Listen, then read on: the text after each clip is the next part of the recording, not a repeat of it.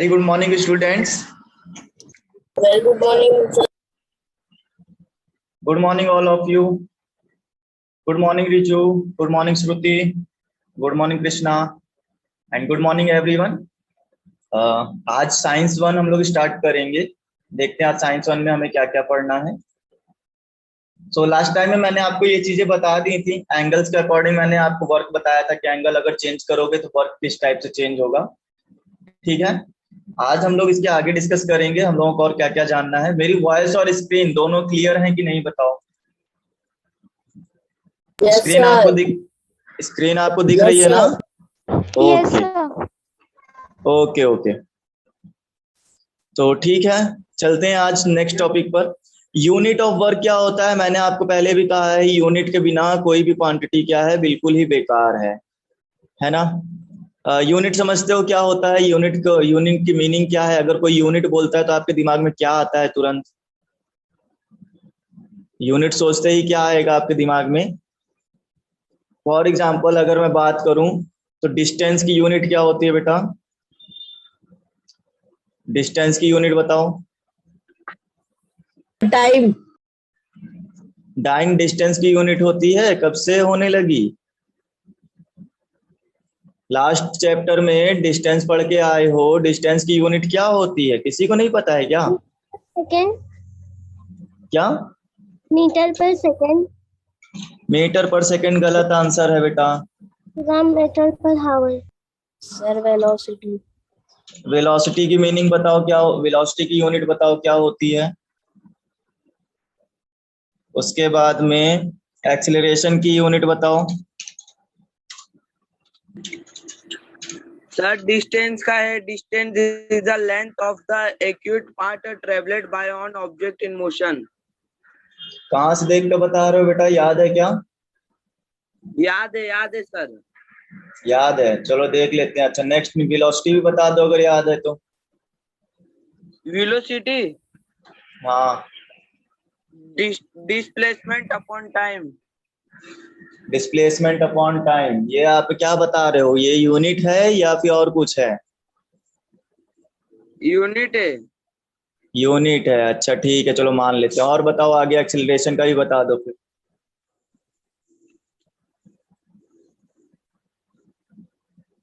Acceleration नहीं पता? It is called नहीं। Rate of change of velocity is called acceleration. बिल्कुल सही आंसर कहा, बट ये आंसर नहीं है बेटा आपके। मैं जो पूछ रहा हूँ, मैं पूछ रहा हूँ यूनिट क्या है। आप लोग डेफिनेशन सुना रहे हो, ठीक है, आप डेफिनेशन फॉर्मूला ये सब बता रहे हो, बट यूनिट कोई नहीं बता रहा मेरे को कि यूनिट क्या होता है। बेटा मार्केट में, जैसे मैं हर बार एक एग्जांपल देता हूँ, अगर आप दुकान पे मान लो शुगर परचेज करने जाते हो, आप शुगर लेने जाओगे, शॉपकीपर से आप क्या बोलोगे? अंकल शुगर दे दो। अंकल बोलेंगे कितनी शुगर दे दें? तो आप कहोगे सर अंकल 2 दे दो, 2 शुगर दे दो। क्या सही बोला क्या? इस तरह से कोई मांगता है क्या 2 शुगर दे दो? नो 2 सर, शुगर मुझे चाहिए, तो क्या बोलेंगे हम लोग? कितना शुगर चाहिए हमें? 2 किलोग्राम। 2 किलोग्राम शुगर चाहिए। आप जरा फील करो यहाँ पर, अगर केजी नहीं बोला था, सिर्फ 2 बोल रहे थे, तो क्या हमको क्वांटिटी मिलने वाली थी क्या? हाँ, समझ में आ रहा था क्या कि हम क्या मांग रहे हैं, कितना मांग रहे हैं? नहीं मांग रहे थे ना। ये जो चीज आपने 2 के बाद में लगाई है ना, इसे ही बोलते हैं यूनिट। इसे ही क्या बोलते हैं? यूनिट बोलते हैं, जिसमें मटेरियल को मेजर किया जाता है। फॉर एग्जाम्पल, अगर आप अपने स्कूल से घर तक आते हो, फिर आप मम्मी से कहते हो मम्मी आज मैं ना 5 मीटर मतलब 5 चल के आया, तो क्या चल कर आए? डिस्टेंस ही तो चल कर आओगे। डिस्टेंस कैसे बताएंगे? कैसे बताएंगे? मीटर में या तो बताओगे मम्मी आज 5 मीटर चल कर आए हैं, या तो आप कहोगे मम्मी आज 5 किलोमीटर चल कर आए हैं। Yes sir. ये 5 के आगे जो लग रहा है ये क्या है? यही तो यूनिट है। जो किसको किसको मेजर कर रही है? डिस्टेंस को मेजर कर रही है। ऊपर वाला किसको मेजर कर रहा था? मास मेजर कर रहा था बेटा। ऊपर वाला 2 kg जो था वो मास का था यूनिट। नीचे जो है वो किसका है? डिस्टेंस। डिस्टेंस का है। क्या होता है डिस्टेंस का यूनिट? या तो मीटर यूज कर सकते हो, या किलोमीटर, या फिर सेंटीमीटर, या मिलीमीटर, जो भी चाहो वो यूज कर सकते हो। उसके बाद बात करेंगे वेलोसिटी। वेलोसिटी को बेटा मेजर करने के लिए हम लोग मीटर पर सेकंड लेते हैं, ये इसकी यूनिट होती है, याद कर लो। पेपर में आ सकता है, ऑब्जेक्टिव क्वेश्चन में आपसे पूछ सकते हैं what is the, yes Sunanda ने आंसर दे दिया, what is the unit of velocity. अभी टेस्ट आपने दिया होगा साइंस का, उसमें भी कई तरह के यूनिट आए होंगे या फिर कई तरह के सिंबल आए होंगे, आपने पेपर में देखा होगा। Yes, sir. सुनंदा ने एक्सेलरेशन का भी आंसर बिल्कुल सही दिया है, मीटर पर सेकंड स्क्वायर। मीटर पर सेकंड स्क्वायर होता है एक्सेलरेशन का, ठीक है, एक्सेलरेशन का होता है मीटर पर सेकंड स्क्वायर। सुनंदा ने आंसर दे दिए हैं, और सब लोग भी आंसर दे दो बेटा, ये आप लोग याद रखो। तो इसी तरह से आज हम लोग पढ़ेंगे, जैसे डिस्टेंस को मेजर करने के लिए मीटर या किलोमीटर यूज करते हैं, वेलोसिटी को मेजर करने के लिए वेलोसिटी को मेजर करने के लिए मीटर पर सेकंड यूज करते हैं, और एक्सेलरेशन को मेजर करने के लिए मीटर पर सेकंड स्क्वायर यूज करते हैं। बेटा सुनंदा, मैंने किसी को भी अनम्यूट ना होने की परमिशन दी ही नहीं है, सब लोग अपने आप को म्यूट कर सकते हो, अनम्यूट कर सकते हो। मैंने ऐसी कोई सिक्योरिटी नहीं लगाई कि आप अपने आप को अनम्यूट ना कर पाओ। ओके, हर बच्चा अपने आप को अनम्यूट कर सकता है और म्यूट भी खुद ही कर सकता है, दोनों के दोनों काम आप खुद कर सकते हो। मैंने किसी के लिए पर्सनली कोई भी सिक्योरिटी नहीं लगाई है, ठीक है। तो बच्चा आप अपने सिस्टम में चेक करो, आपको प्रॉब्लम मिलेगा। हाँ सर वॉइस ब्रेक हो रहा है थोड़ा। वॉइस ब्रेक हो रहा है, सबको ब्रेक हो रहा है क्या वॉइस मेरा? No, sir. No sir.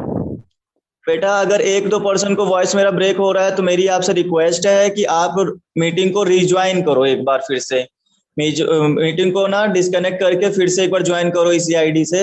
मैं आपको एक्सेप्ट करता हूं दोबारा, आपको आएगी आवाज, फुल आवाज आएगी, ठीक है। तो इतनी बात समझ में आ गई। यूनिट, तो यूनिट हर एक क्वांटिटी की यूनिट अलग अलग टाइप की होती है। आज हमको पढ़नी है यूनिट ऑफ वर्क। वर्क किस में मेजर करोगे? तो बेटा वर्क को मेजर करने के लिए, जैसे अभी मैंने कहा था, डिस्टेंस किस में मेजर कर सकते हो बेटा? डिस्टेंस किस में मेजर कर सकते हो? मीटर में, किलोमीटर में, सेंटीमीटर में कर सकते हैं ना? Yes, sir. Millimeter. हाँ, सेंटीमीटर, मिलीमीटर, इस तरह से आप कर सकते हो कि नहीं कर सकते हो? तो ये क्या है, अलग अलग सिस्टम्स हैं बेटा। सिस्टम मतलब 3 टाइप सिस्टम होते हैं आपके पास, पहले लेसन 1 में भी मैंने बताया था। सबसे पहले आता है एमकेएस सिस्टम। एमकेएस, यहां मैं ऐसे लिख देता हूं, देखो एमकेएस सिस्टम।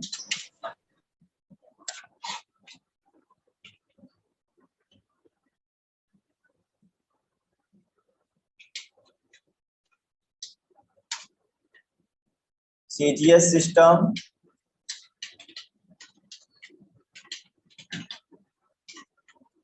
और एफपीएस सिस्टम।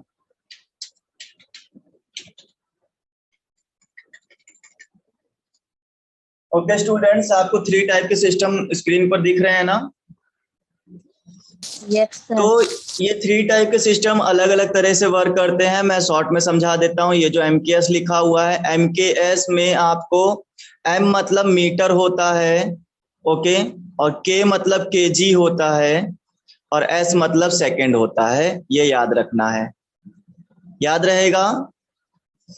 सीजीएस सिस्टम में आ जाओ, सेंटीमीटर रखना है, जी मतलब ग्राम होता है, और एस मतलब सेकंड होता है, ओके। एफपीएस की बात करेंगे तो एफ मीन्स फुट, और P means pound, S means second. तो ये सब यूनिट्स हैं जो कि हमें सिस्टम के अकॉर्डिंग डिफरेंशिएट करके दी गई हैं। तो आप जरा मुझे ये सोच के बताओ कि मैंने अगर डिस्टेंस को मीटर में बोला कि डिस्टेंस जो है 5 मीटर है, तो मीटर है तो कौन सा सिस्टम यूज किया मैंने? मीटर किस में आता है बेटा? एमकेएस में आता है, एम फॉर मीटर। Yes, हाँ, तो ये मैंने एमकेएस सिस्टम यूज कर लिया है, ये बात आपको पता चलनी चाहिए। जैसे मैं अगर बोलूं सेंटीमीटर मैंने यूज किया, तो सेंटीमीटर किस में आएगा? CGS system. सीजीएस सिस्टम में आएगा। तो इसी तरह से सारे सिस्टम आपको यूज करने हैं। अब जरा यहाँ पे इन बातों को समझो। इन द एसआई, अच्छा ये एसआई सिस्टम कौन सा होता है बेटा? यहाँ लिखा है एसआई सिस्टम।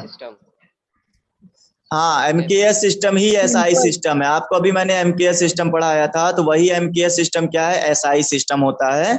तो यहाँ देखो यूनिट, जो न्यूटन की यूनिट होती है ना, फोर्स की जो यूनिट होती है वो न्यूटन।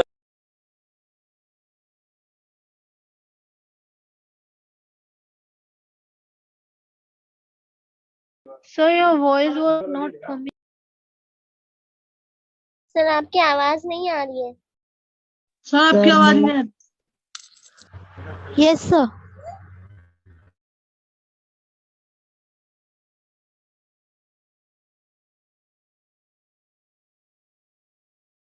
को किसमें मेजर किया गया है?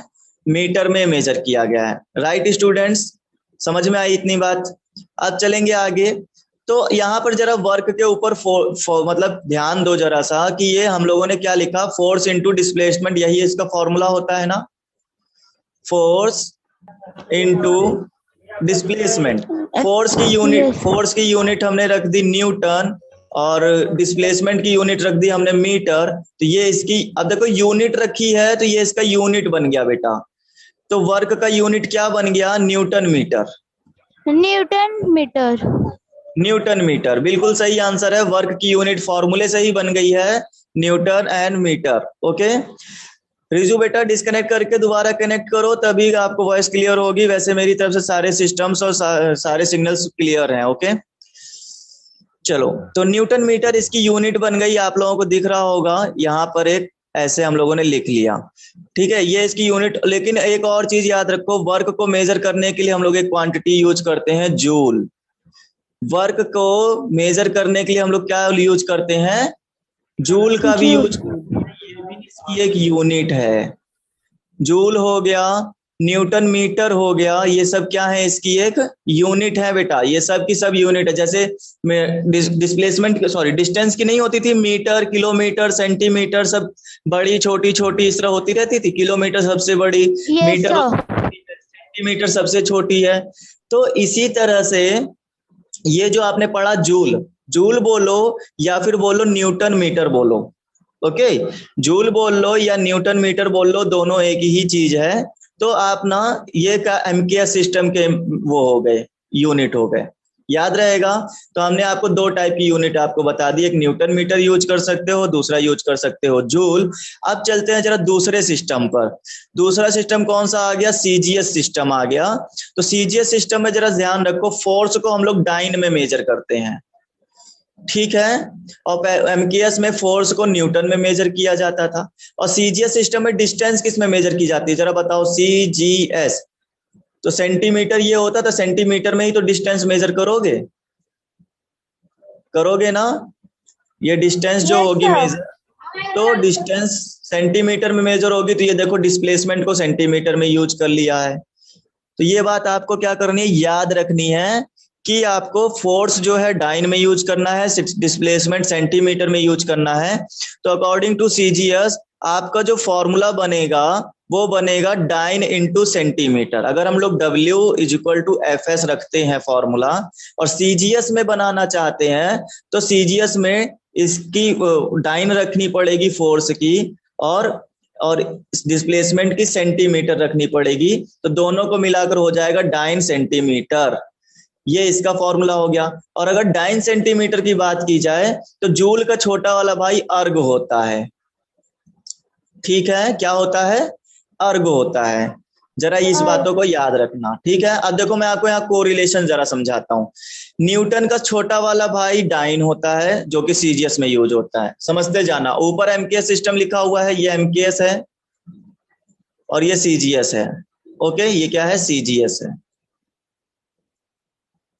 ओके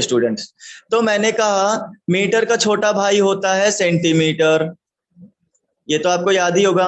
न्यूटन और डाइन आपको याद रखना पड़ेगा। न्यू यूनिट आई है आपके लिए, मीटर सेंटीमीटर किलोमीटर बचपन से पढ़ते आ रहे हो तो थोड़ा अजीब नहीं लगेगा, बट फोर्स वाला यूनिट आपको अजीब लगेगा क्योंकि वो आपने पहली बार सुना भी है और पहली बार पढ़ा भी है। और जूल जो वर्क की यूनिट बनी है, वैसे तो यूनिट ये न्यूटन मीटर और डाइन सेंटीमीटर भी है, बट जूल के अगर अकॉर्डिंग बात की जाए तो जूल का छोटा भाई अर्ग होता है। ये दोनों ही इसके वर्क के यूनिट हैं। बताओ समझ में आई बात यहां तक? हाँ ठीक है स्टूडेंट्स। हाँ तो यहाँ देखो, आपको कोई पूछे कि डाइन सेंटीमीटर को आप अर्ग भी बोल सकते हो, ये देखो यहाँ लिखा है दिस इज कॉल्ड एन अर्ग। ठीक है, तो इसी को आप अर्ग बोलते हो। और कोई अगर बोल दे न्यूटन मीटर तो इसी को आप जूल भी बोलते हो। ये बातें आपको पता रहनी चाहिए। ये हो गया यूनिट ऑफ वर्क। ओके, अब जरा समझते हैं आगे और क्या क्या दिया हुआ है। तो जरा इन बातों को समझ लो कि अगर हम लोग ये बोलें, जैसे आप मुझे बोलते हो ना बेटा कि 1 किलोमीटर सर जी, 1 किलोमीटर बड़ा होता है और मीटर छोटा होता है, तो मीटर में कितने किलोमीटर होते हैं बताओ? किलोमीटर में कितने मीटर होते हैं? हाँ किसी को याद है क्या? 1000 होते हैं। वेरी गुड आंसर, 1000 होते हैं। अभी अभी मैंने आपसे कहा था न्यूटन का छोटा भाई है डाइन, है ना? तो 1 न्यूटन में कितने डाइन होंगे? 1 न्यूटन में कितने डाइन होंगे, बता सकता है कोई?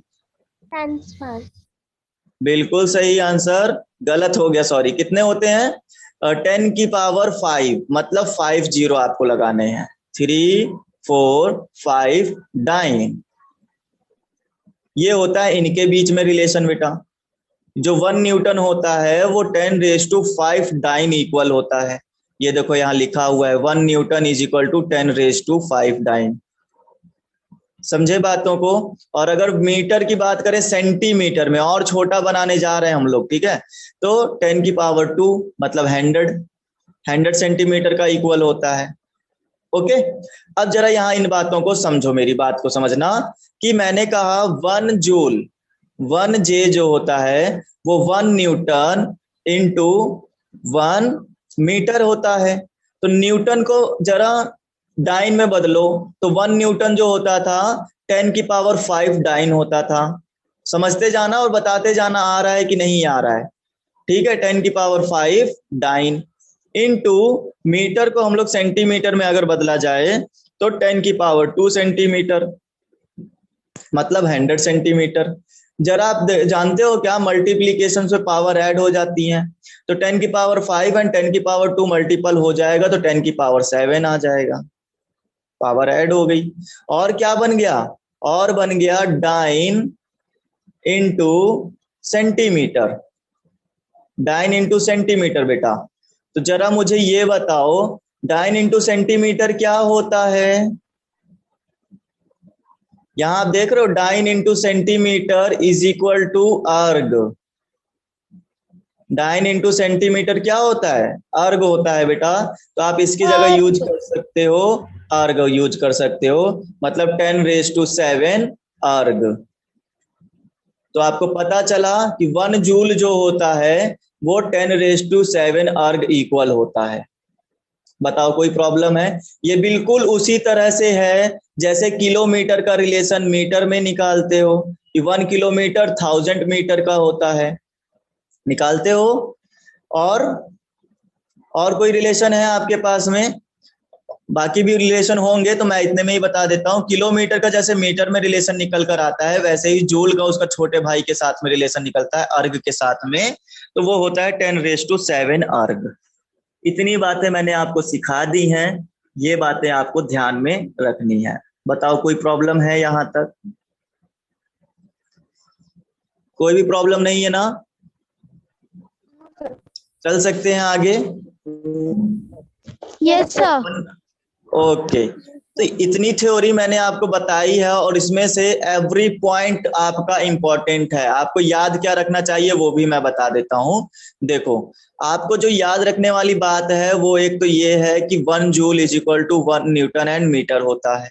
साथ ही साथ आप चाहो तो इन डिफिनीशंस को भी याद कर लो, अच्छा रहेगा। ये जो ऊपर की 2 लाइनें लिखी हैं इनको भी याद कर लो। ओके, उसके बाद में अगर सीजीएस में बात करोगे तो ये वाली लाइन आपको याद कर लेनी है सीजीएस के लिए। ओके, फिर उसके बाद ये फॉर्मूला याद कर लेना है CGS वाला। बस ये 4 पॉइंट ऊपर के हो जाएंगे और उसके बाद अगर नीचे आ जाएं तो नीचे तो बेटा सब कुछ याद करना है। अगर कन्वर्जन आ जाता है ना कि जूल को अर्ग में बताओ कितना होगा, तो ये पूरा कन्वर्जन आपको करके दिखाना पड़ेगा कि 1 जूल जो होता है वो कितने अर्ग के बराबर होता है। तो ये पूरा कन्वर्जन आपको आना चाहिए। ये पूरा का पूरा येलो बॉक्स ही इंपॉर्टेंट है, ऐसा समझ लो।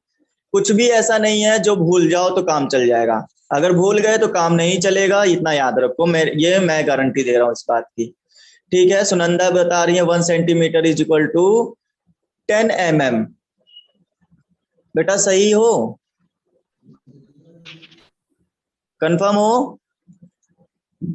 सही आंसर है। आगे चलेंगे। अब चलते हैं positive, negative and zero work पर। हाँ, सुनंदा भी कंफर्म है, तो मैंने कह दिया सही है ना वो। चलो, positive, negative and zero work मैंने आपको कल भी बताया था। क्या आपको ये वाली चीजें याद हैं? जब मैंने कहा था अगर आप थीटा जो है 0 डिग्री लेते हो तो पॉजिटिव आंसर आता है, मतलब वर्क जो होगा एफएस का इक्वल होगा। और अगर 90 डिग्री लोगे तो वर्क जो होता है वो 0 हो जाता है। और अगर 180 डिग्री लेते हो तो वर्क निगेटिव आता है, माइनस एफएस हो जाता है। याद है कि नहीं याद है? याद है ना? Yes sir. बस इसी में पॉजिटिव, निगेटिव और जीरो वर्क है बेटा। इसी को देखते हुए आपको इन तीनों की डिफिनेशन बोलनी है, कौन सा पॉजिटिव है, कौन सा जीरो वर्क है और कौन सा निगेटिव वर्क है। और इसकी डिफिनेशन मैंने कहा था आपको, ये लिखी हुई है, ये नेक्स्ट पेज पर कहा था। अगर आपसे कोई पूछे कि व्हाट इज पॉजिटिव वर्क, तो आप यहाँ कहोगे क्या, पॉजिटिव वर्क ये है, उसके बाद में निगेटिव वर्क ये है, और फिर उसके बाद में जीरो वर्क आपका ये है। ठीक है, ये बात मैं पहले भी समझा चुका था, पॉजिटिव निगेटिव वर्क कैसे आते हैं। तो इन्हीं को आपको डिफिनेशन देनी है, what is positive work, what is negative and what is zero work. Okay students, दे दोगे आंसर इसका? हो जाएगा ना? ये चीजें हम लोग लास्ट टॉपिक में क्लियर कर चुके हैं। अगर किसी को नहीं आ रहा है तो आप लोग लास्ट सेशन देख सकते हो। ओके, आगे चलते हैं। ये कुछ एग्जांपल्स और कुछ प्रैक्टिकल्स दिए हैं, आप इनको पढ़ के देखना, अगर काम के लगे तो आप इसको कर सकते हो। वैसे तो काम के ही हैं, आपको करना चाहिए ये, लेकिन आप करके देखना तो आपको समझ में आएगा ज्यादा। ओके चलो, अच्छा अब जरा बात कर लेते हैं, कुछ न्यूमेरिकल्स के बारे में भी समझा देते हैं, क्योंकि यही तो है जो इम्पोर्टेंट है आपके लिए। बेटा फॉर्मूले पढ़ लिए, यूनिट्स पढ़ ली, थ्योरी भी पढ़ ली, अब इसका यूज कहाँ करोगे? इतना सब कुछ पढ़ने को तो पढ़ लिया, क्वेश्चन उठता है कि हम अपनी पढ़ाई को यूज कहाँ करें, है ना? तो यूज करने के लिए आ जाओ, देखते हैं हम लोग, कुछ न्यूमेरिकल्स हमको दिए गए हैं, उसी के ऊपर यूज करेंगे हम लोग। ठीक है, इन्होंने कहा कैलकुलेट द वर्क। वर्क आपको कैलकुलेट करके बताना है कि कितना वर्क आपका होना चाहिए। Work done to the take an object mass 20 kg, height 10 metre. ठीक है, तो क्या करना है, एक मास 20 किलो के मास को 10 मीटर तक हाई ऊंचा लेकर जाना है आपको, तो कितना वर्क होगा ये बताना है ना? आप लोग ये बात तो समझ गए होंगे कि यहाँ पे आपको ना एफ नहीं मिला है, कहीं भी एफ मिला है क्या? No sir. फोर्स तो दिया नहीं है, और वर्क जो होता था डिपेंडेंट होता था फोर्स इनटू डिस्प्लेसमेंट पर। तो आप समझोगे अगर मैंने 20 kg के पत्थर को, मतलब सोचो जरा सा कि अगर मैंने ये 20 kg का कोई पत्थर है और इसको मैंने ऊंचाई पर फेंक दिया, ठीक है, कितनी हाइट पर फेंका? 10 मीटर हाइट पर, तो ये डिस्प्लेसमेंट तो मिल गया हमको सीधा सीधा सा, ये उतनी दूर तक जाएगा, मतलब ये डिस्प्लेसमेंट तो मिल गया। मतलब ये 10 मीटर जो है वो हाइट क्या डिस्प्लेसमेंट की तरह यूज कर सकते हैं हम लोग, राइट? बट फोर्स क्या है? फोर्स कहां से लेकर आए हमने? कितनी ताकत लगाई इसको फेंकने में? 20 kg के पत्थर को उठाने में ताकत लगेगी कि नहीं लगेगी बेटा, बताओ? लगेगी ना। लगेगी ना। कितनी ताकत लगेगी आपको पता है? आपको पता है कितनी ताकत लगेगी? अच्छा, मैं आपको एक चीज समझाता हूं बेटा, समझो जरा सा। अगर ये अर्थ है, यहाँ पर ये क्या है बेटा? अर्थ है ना? और ये मून है, मेरी बात को बहुत ध्यान से समझना। ये अर्थ है, ये मून है, यहाँ पर भी एक 20 kg का पत्थर रखा हुआ है, 20 kg है ये, और यहाँ पर भी 20 kg का पत्थर लगा हुआ है, मतलब रखा हुआ है। कौन सा पत्थर उठाने में भारी लगेगा जरा ये बताओ? अर्थ का। अर्थ पर भारी लगेगा। कितना भारी लगेगा? 20 kg भारी होगा। क्या मून पर भी उतना ही भारी लगेगा? नहीं लगेगा। क्यों नहीं लगेगा? ग्रेविटी। क्योंकि सर अर्थ बड़ा रहता है और ये मून थोड़ा छोटा रहता है। ये आपसे किसने कह दिया अर्थ बड़ा है और मून छोटा है? ये तो कोई रीजन नहीं हुआ बेटा, सर ये तो कोई रीजन नहीं हुआ। अभी किसी ने हाँ बोलो। ग्रेविटी। क्योंकि दोनों का वेट सर अर्थ में ज्यादा लोग नहीं बेटा, एक बच्चा कोई आंसर दे रहा है। चलो अच्छा, सब लोग शांत हो जाओ। किसी ने आंसर दिया है gravity. This is right answer. Gravity का रीजन है जो कि हमारा इसको वेट। यस सर, अर्थ में हम लोग रहते हैं और मून पे नहीं रहते, इसके लिए। तो इसलिए हमको भारी और ना भारी लगेगा, मतलब हाँ हल्का और भारी लगेगा। Yes sir. अब तो मून पर भी लोग रहने के लिए चले जा रहे हैं। अब तो मून पर भी काफी सारी रिसर्च हो चुकी है, तो क्या वहां भारी हो जाएगा धीरे धीरे? बेटा ऐसा नहीं है। एक्चुअली में मून पर क्या है, एयर भी नहीं है और ग्रेविटी भी नहीं है, जिसकी वजह से वहां पर क्या होता है, 20 kg का भार एकदम 0 kg का बन जाता है। वहां पे बिल्कुल हल्का हो जाएगा। और आपको पता है ना, जब भी आप कोई पत्थर उठा के फेंकते हो तो वो ऊपर तो जाता है लेकिन फिर से जमीन पर ही आके गिरता है। क्यों गिरता है? क्योंकि अर्थ में क्या है, ग्रेविटी है। और ग्रेविटी क्या करती है, हर चीज को अपनी तरफ खींच कर रखी है, चिपका कर रखी हुई है। ठीक है, तो इसीलिए जो पत्थर ऊपर जा रहा था तो अर्थ ने उससे कहा भैया ज्यादा ऊपर ना जाओ, चलो नीचे आ जाओ और मेरे साथ बैठो आकर यहाँ पर। तो इसीलिए अर्थ क्या करती है, हर एक एलिमेंट को नीचे बुला लेती है और चिपका लेती है अपने साथ में। तो इसको बोलते हैं ग्रेविटी का रीजन।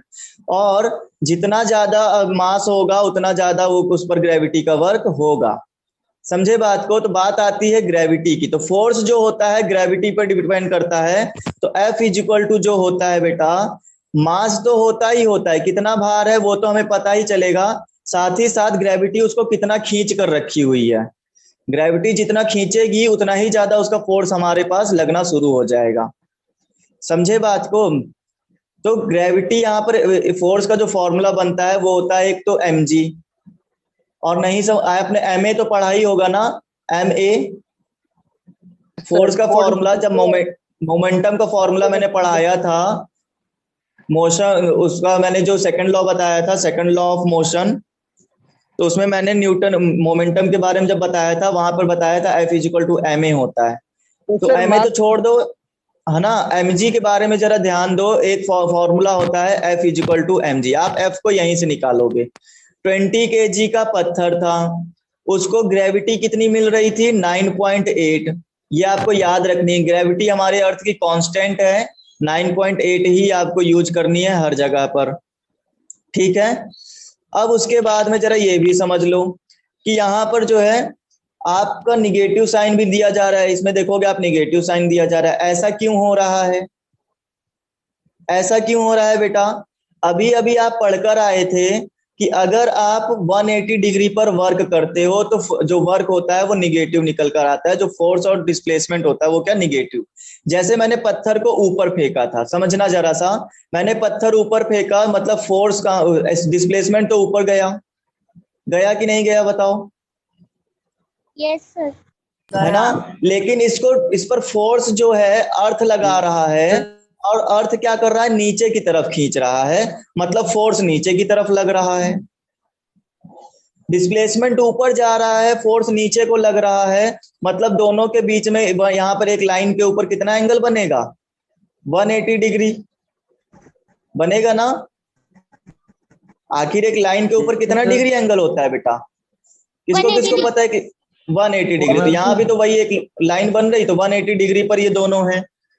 और जिसकी वजह से अभी आप पढ़कर आए थे थोड़ी देर पहले, अगर 180 डिग्री एंगल होता है तो माइनस में वर्क आता है। तो यहाँ फोर्स और ये डिस्प्लेसमेंट जो है अपोजिट है, तो अपोजिट साइन शो करने के लिए माइनस यूज किया गया है, इसीलिए यहाँ -9.1। हालांकि इसका कोई काम नहीं रहेगा, इसका कोई काम नहीं है, बट फिर भी हमको ये शो कराएगा कि निगेटिव वर्क हो रहा है।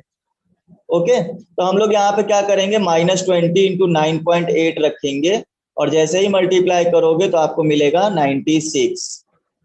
196 न्यूटन। सॉरी, ये क्या है, एफ है ना, हाँ न्यूटन आएगा। तो ये फोर्स का क्योंकि यूनिट क्या होता है, न्यूटन होता है ना, इसीलिए आंसर न्यूटन में आएगा, वो भी माइनस का। तो यहां तक तो फोर्स निकल आया बेटा, ये जो है फोर्स निकल आया हमारा। बताओ यहां तक कोई प्रॉब्लम? ठीक है, तो हमारा काम था वर्क कितना हो रहा है ये बताना है। तो work is equal to F S होता है, तो हमने एफ की जगह पे रख दिया 196 जो अभी कैलकुलेट किया है। उसके बाद न्यूटन की जगह पे रख दिया है 10, सॉरी डिस्प्लेसमेंट की जगह पे रख दिया है 10, क्योंकि डिस्प्लेसमेंट कितना तक गया था, 10 मीटर तक गया था, तो वही हमने 10 रख दिया। और टोटल जूल बन गया हमारा कितना, वर्क बन गया हमारा 1960 जूल, काम हो गया है। ठीक है, अब यहाँ पर माइनस भी आ गया, तो माइनस हमारा ये शो करता है कि काम जो है निगेटिव हो रहा है। और निगेटिव काम का मतलब ये शो करता है कि जो फोर्स और डिस्प्लेसमेंट की डायरेक्शन रही है वो निगेटिव रही है, मतलब अपोजिट में रही है एक दूसरे के। राइट स्टूडेंट्स, बताओ समझ में आई यहाँ तक बातें? Yes, okay.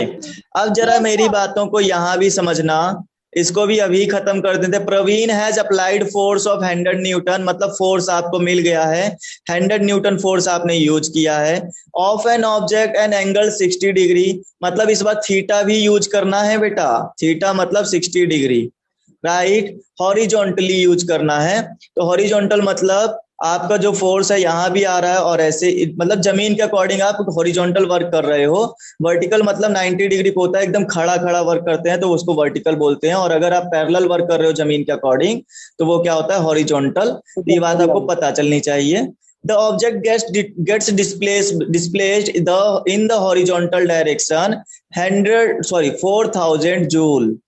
तो वर्क भी दे दिया, सॉरी हाँ ये वर्क हो गया 400 जूल इज डन। कितना वर्क होता है, 400 joule. What is the displacement, बताओ डिस्प्लेसमेंट क्या होगा। मतलब हमारे पास फॉर्मूला जो होता था W is equal to F S cos theta होता था। अब थीटा दिया है तो बेटा थीटा लगाना, और थीटा नहीं दिया होता तो मत लगाना, ठीक है। तो कॉस थीटा होता था कि नहीं फॉर्मूला, बताओ, है ना। ये 100 न्यूटन क्या है, 400 जूल क्या है, और 60 क्या है। तो न्यूटन लगा है मतलब फोर्स है ये, तो हमने यहां लिख दिया 100। एस हमें पता नहीं, यही हमें कैलकुलेट करना है। कॉस थीटा, थीटा कितना है, 60 डिग्री है, तो cos 60 degree, okay, cos 60 degree हो गया। इज इक्वल टू में वर्क लिखा है, वर्क हमारे पास है 400 जूल। देखो सारी वैल्यू पुट कर दी मैंने 1 बाई 1। क्या समझ में आया कैसे पुट किया है? कोई ऐसी चीज जो ना आई हो बताओ। इस इक्वेशन में कुछ है ऐसा जो ना समझ में आया हो?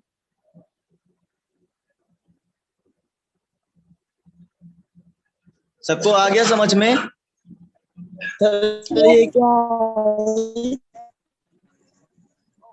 क्या हुआ सर ये कहाँ से आया है? बेटा ये इस इक्वेशन से आया है, इस क्वेश्चन से आया है।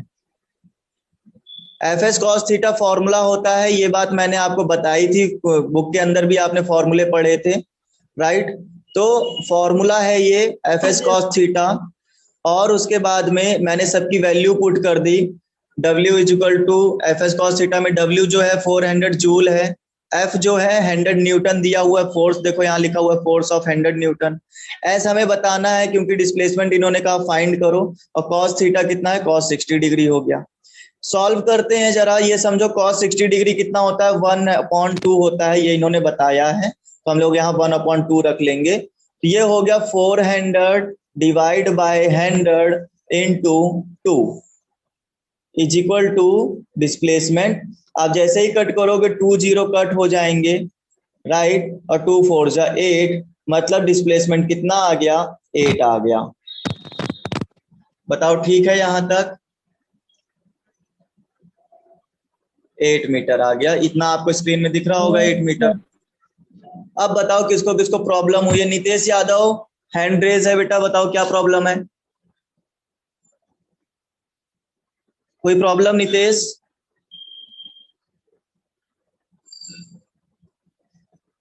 चलो आगे चलते हैं हम लोग। नितेश आपका माइक बेटा माइक नहीं शो हो रहा है, इसका मतलब आपने माइक को कनेक्ट नहीं किया है जूम से। आप जूम से पहले माइक कनेक्ट करो, फिर उसके बाद आप बोल पाओगे। आगे चलते हैं स्टूडेंट्स। अब हम लोगों को रीड करना है कि एनर्जी क्या चीज होती है, एनर्जी के बारे में आपको बताना है। तो एनर्जी वर्क से ही रिलेटेड चीज है। आपको पता चलेगा जब तक आपके अंदर एनर्जी है तब तक वर्क करोगे, एनर्जी नहीं तो वर्क नहीं। बताओ ये बात समझ में आई कि नहीं? एनर्जी नहीं तो वर्क नहीं होगा, ये बात तो सबको पता ही होगी। और जब तक एनर्जी होगी तब तक वर्क होगा। मतलब एक टाइप से ये समझो कि जितनी एनर्जी होगी उतना ही वर्क कर पाओगे ना। एनर्जी जैसे ही खत्म वर्क भी वैसे ही बंद हो जाएगा। बताओ ये बात क्लियर है कि नहीं? जब तक लाइट आ रही है तभी तक तो फैन चलेगा, लाइट नहीं आएगी तो फैन बंद हो जाएगा। आखिर फैन को जब तक एनर्जी दोगे तभी तक तो फैन वर्क करेगा। है कि नहीं? सीधा सा कॉन्सेप्ट है। तो अब यहाँ पर एक और सीधी सी कॉन्सेप्ट वाली बात ये होती है कि मैं डिफिनेशन से पहले एक चीज बता देता हूं। वर्क का यूनिट क्या यूज किया आपने? जूल। और छोटा वाला भाई कौन होता था इसका? अर्ग। राइट। तो वर्क को हम लोग इसमें मेजर करते थे। बेटा सिमिलरली आपको एनर्जी भी इन्हीं में मेजर करनी है, जूल और अर्ग में। एनर्जी की यूनिट भी यही होती है। बताओ समझ में आई बात? ये देखो यहाँ लिखा है एसआई यूनिट में जूल होती है और सीजीएस सिस्टम में अर्ग होती है। बताओ क्लियर है? तो ये तो हो गई बात हमारी वर्क के एनर्जी के यूनिट की। अब बात करते हैं डिफिनीशन क्या होती है। तो देखो capacity to do work is called the energy. मतलब जितनी कैपेसिटी है वर्क करने की वही एनर्जी है। मैंने क्या बोला? The capacity to do work is called energy. ये देखो लिखा हुआ है the capacity of a body to perform work is called energy. बस इतनी ही बात आपको बतानी है कि बॉडी की जितनी कैपेसिटी है वर्क करने के लिए वही एनर्जी है। बताओ वर्ड समझ में आए कि नहीं आए? Yes sir. आया ना? बस यही आपको समझना है। मीटिंग को यहीं खत्म करेंगे स्टूडेंट्स। ओके, क्लास आज की यहीं तक रहेगी क्योंकि टाइम ओवर होने वाला है। मीटिंग